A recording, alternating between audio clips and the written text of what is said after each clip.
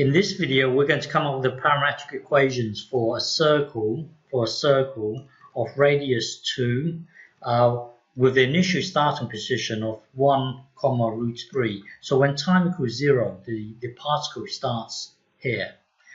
We've seen this in the past. If you want to create a circle of radius 2, you would use this, and we've seen this in the past. So I'm expecting you to know this. Now the problem with this is that when t starts at 0, this would be 0, this would be 0. So the starting position would be right here when t equals 0. But the thing is, we want the starting position to be right here. So we want to create our system in such a way that and one increment of time will be one increment of the angle. Another increment of the time will increase the angle by another one, and then another increment. Well, we basically want to wrap this timeline around, so it looks something like this. So one increment of time would mean an increment of the angle.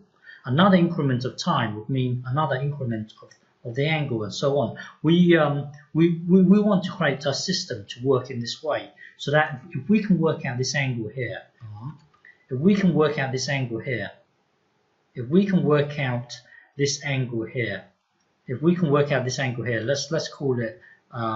call it theta. If we can work out this angle theta, then we can do this: 2 cos t plus this theta here, and then comma 2 sine t plus the angle.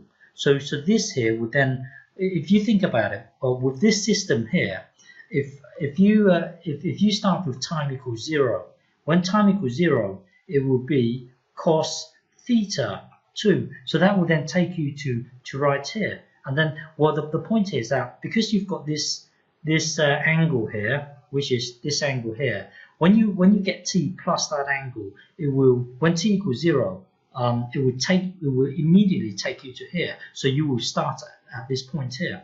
So our aim is to work out this angle here. Let's try and work out theta. Well, we know the height would be root 3. We know the across here would be 1. We know the circle is of radius 2. So somehow work out this angle. Let's use the easiest one. Let's use inverse cos. So the angle will be theta equals inverse cos, or 1 over 2. Now, whenever you see this, you've got to picture this in your mind. Whenever you see this, you've got to picture an equilateral triangle with sides 2, 2, 2. So that means, hang on. So that means, bear with me. So that means this length here is 1, and then the hypotenuse would be 2. So the point is, an equilateral triangle.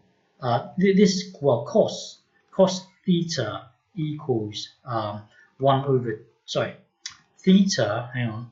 So we know theta equals inverse cos 1 over 2. Well, this is 1, this is 2. Well, we know the angle is going to be 60 degrees. Well, 60 degrees is pi over 3.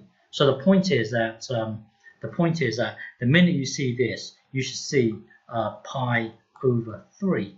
So now we can adjust this now. We can adjust this. So it should be something like this: 2 cos t plus pi over 3, comma, and then this bit here, make the adjustment: 2 sine t plus pi over 3. So now when t equals 0, if you put 0 into the t here, it will be cos pi over 3, and then this will be 2 sine pi over 3. This would immediately take you to here, because you've added this extra angle here, this pi over 3. You've added this pi over 3 to the time.